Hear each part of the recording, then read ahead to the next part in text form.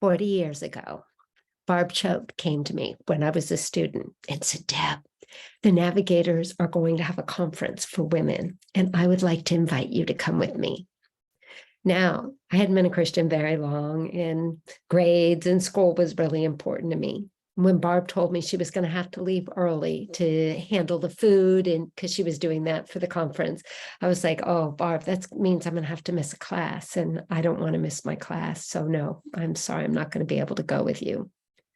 Her jaw dropped, and she said, do you realize it's an incredible privilege to be invited to this conference? And I was like, no, that's news to me. And she said, Deb, I really want you to pray about it. I prayed about it. I went.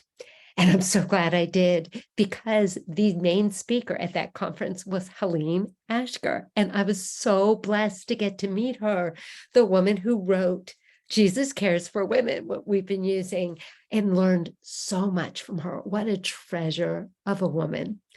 But you know, that kind of gives you a little bit of a taste of some of the things that Barb had to deal with me. And she just never quite knew what I was going to do next, or even turn down a great honor that she was blessing me with.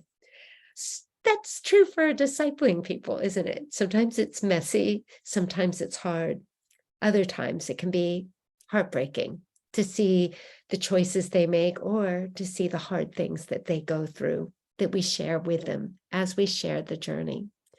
But that's one of the reasons why a heart that perseveres is so important. I'm so thankful Barb persevered with me, because it helped to lay a foundation. Barb didn't just want me to walk with Jesus while I was in college. She was laying a foundation for me to persevere the rest of my life. And that was one of the things, like when she came up to me and she said, so tell me about your time with Jesus. What have you been doing? And I was like, oh, this Bible is amazing. I've been reading like 2 hours every single day. I can't get enough. And Bob's like, well, Deb, that's good, but what are you going to do when midterms come, or when final exams come, or you graduate and you've got a job and you don't have 2 hours a day, or you become a mom and have kids and you really don't have time? What are you going to do? And that's when she said, let me show you something that you can do that will take just 10 minutes a day. And yet every single day, it will be transformational. And that was when she showed me how to do the look, listen, live it out. Pick one verse each day, chew on it. And as you chew on it, then filter down to, okay, God, how do you want me to respond? So you're being intentional to live it out. Okay.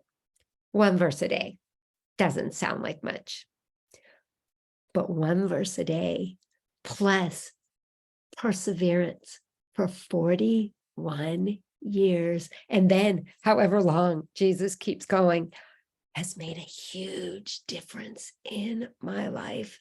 See, perseverance plus other things is so powerful, because what it does is it adds in that longevity, that duration, that's so key for transformation taking place.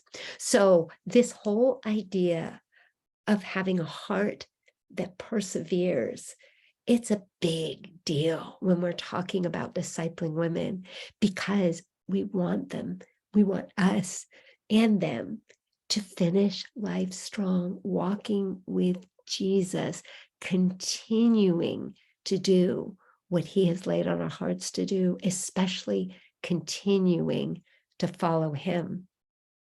But you got to live it to give it. We'll talk about that in the next video.